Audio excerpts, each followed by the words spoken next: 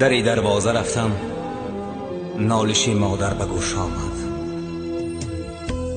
جگرها ریش ریش گشت و خون از دیده آمد. اشک چشمان من ریخت، بر دلم زنجیر شد.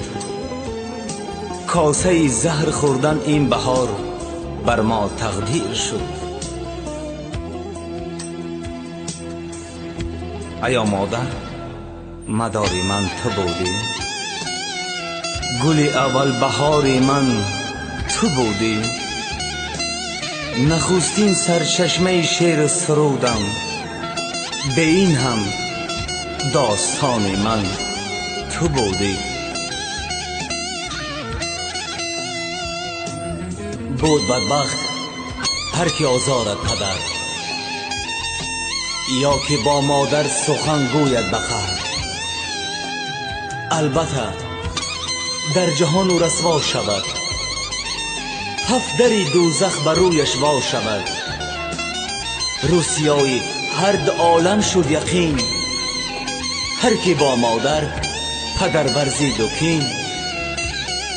توبهش نبود قبول کردگار، عاقبت شد دشمنی پروردگار.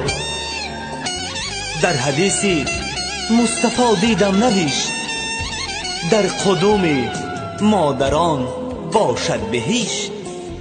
آخر مادر جهانی ارمان مادر، مشعل به سر گوری. آخر مادر جهانی ارمان مادر، مشعل به سر گوری شهیدان مادر. ای مادر جان، به خاک پایت صدقه، بر شیوه های دعایت صدقه. آدم ز دعا سبزد و از آب درخت، بر پند و نصیحت و دعایت صدقه.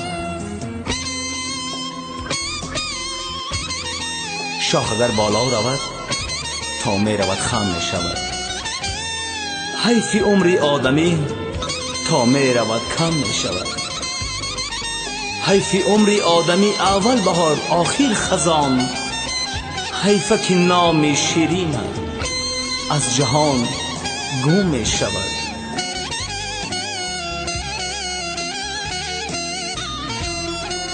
در لبانت مادری جان خنده صبح بهار، رفتی از خانه آن بیگاه خوشحال. گفتی میرم که این شب نآیم، پناهت بر خدا نور محمدی جان. بعد مرگت مادر بود عید رمضان، شادی می کردن جمع مومنان. لیک ماتم داختیان در خانمان، از برای مادری پر ارمان. دخترانت زار و نالان هر زمان، از مادر پرسند آنان نام و نشان. من چی گویم که دهم تسکینشان؟ ای چناری ریشه‌گردان پسر، مادرم جان مادرم. نیستم شاعر اما می نویسم بهر آن، تا نباشم ناامید خویش و تبار و همسایه ها.